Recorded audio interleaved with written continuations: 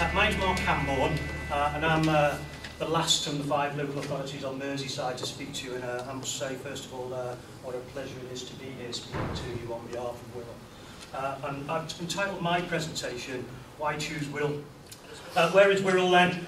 Well, it's one of those strange places, and unless you've actually arrived there, you're probably not going to be passing through it, because a little peninsula, but bordered on both sides by rivers, Dee on one side and North Wales over the Dee, and then the Merseyside and into Liverpool on the other side.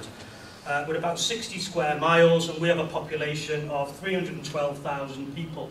And what does that mean? We're the 7th largest metropolitan borough, so somewhere equivalent to like Newcastle City. That's probably a good equivalent. So if you think of Newcastle in size-wise, population-wise, that's fairly similar to us.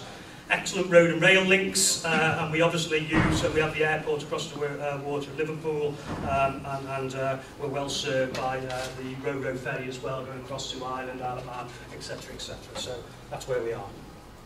Okay, I'm going to talk first of all because I'm, like a number of people in this room, I also am an ex-serviceman. I got out in '95 after serving sort of 12 years, and my transition pathway, I have to say, was different to Lee's because mine was fine. I sort of managed to wangle my way into a little job, doing a bit of clerk of work stuff at the end, which then transited into, or transitioned across into, well, we'll offer him a job because he seems a good guy. We might be kept on the camp doing a bit of work. Didn't quite work out that way, but that's where it went from. So I'm going to talk about the opportunities and what Wirral's got coming up in the pipeline, because there is big investment going on in the area. And this is just happening on Wirral's side, it's happening all across the borough. But 3 of the big projects that are coming up, and when I say big, I'm talking internationally big. So we've got Wirral Waters Enterprise Zone, Peel International Trade Centre, and the Wind Hub and the farm and Camel Airs and the regeneration in non-traditional sea and maritime type work, wind farms, renewable energy resources. We've got other opportunities as well, don't actually sit in Wirral, but Vauxhall's is just down the road on the M53.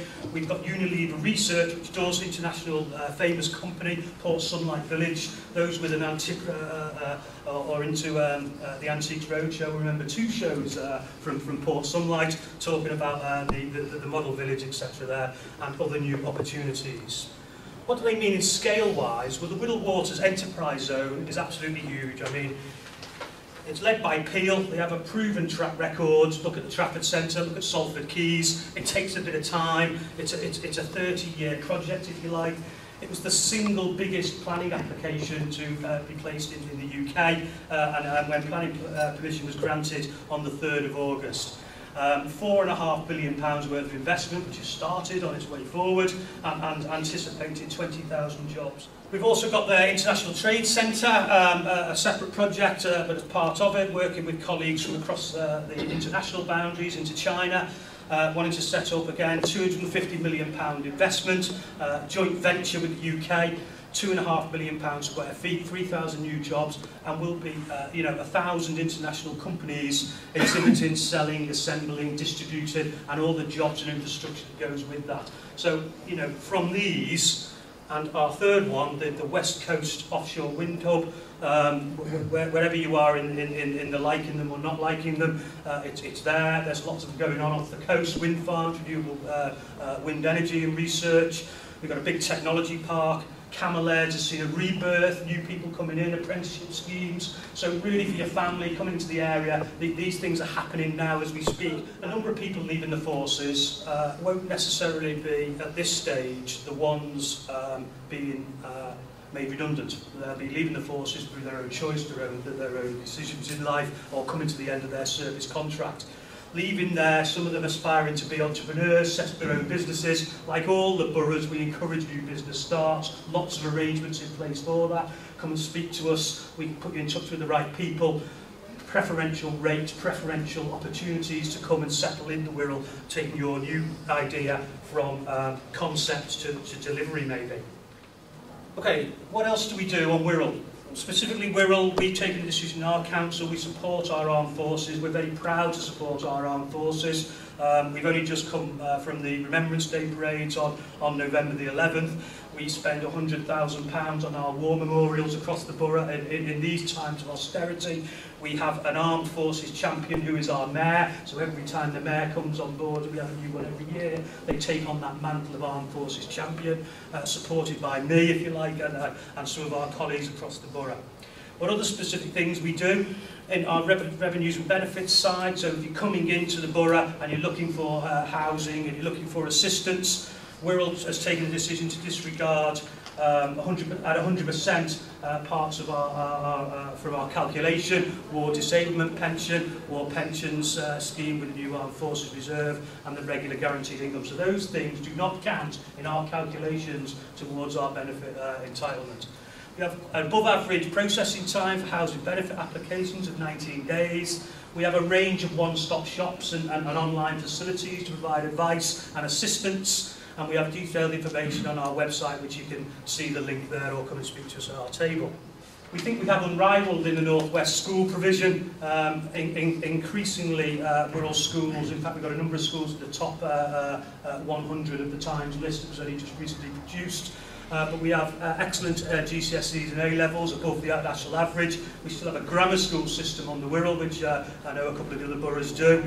There are 9 specialist colleges amongst the local schools, so sixth form schools that are specialised to become further education provision. We have a primary schools that have an enviable reputation, with the majority graded at either good or outstanding for our Ofsted provision. So we're very proud of our schools network, and we have Lara from our schools admissions team there, who's happy to talk about that if you think about the area. Wirral's quite a unique place, as all the boroughs are, because we also have some areas of quite challenging deprivation on one side, and we also have some enviable properties in very affluent areas on the other side. But they mix, and therefore our provision around housing is truly across the scale. We have properties from the multi-million-pound plus in areas like Colby and Heswell, down to affordable and social housing schemes, of which some of them are mentioned here. I think I've talked about all the things that would hopefully encourage you in terms of that security, the opportunity, we're coming into the area. We feel we have an unrivaled lifestyle opportunity on Wirral. We used to call ourselves the Leisure Peninsula. I don't think we use that tag anymore, or I still do. Golf courses, we have a Royal Golf Course which held the Open only recently, Royal Liverpool, and we have a number of other golf courses around which are quite enviable reputations. We held the Women's Open Championship only recently, and you saw them struggle in the wind. The wind bringing me on to the next option, which is sailing, unrivaled sailing across the Dee. We have a really excellent sailing training facility out in West Kirby, and again they hold windsurfing, and I'm told it's one of the best places in the UK for kite surfing. And I play golf at Wallasey, and I see the mad people out there flying around with their boards and do whatever else they do, but it really is a good place for that type of activity. Being a peninsula, we have quite a large 25-mile coastline, number of areas of special scientific interest, and again, walking, cycling provision is again unrivaled, I would argue. And we're proud to host a number of facilities like the only Michelin-star restaurant at Fraish and a 5-star hotel at Hill Bark in Royden Park. Just one other thing I'd like to add, just about, and finish off with really, just again to demonstrate how our council sort of views its service people and ex-service people. We provide free leisure provision for anybody who holds an Army military ID card or has discharge papers. So whether you serve a day there, you get free access to our gymnasiums, our suites, our swimming pools for serving, and some way of our penny back towards you in that society. So we're on our table there. Please come across and have a look. We've got lots of literature and booklets, and I'm happy to answer any questions. Thanks, guys.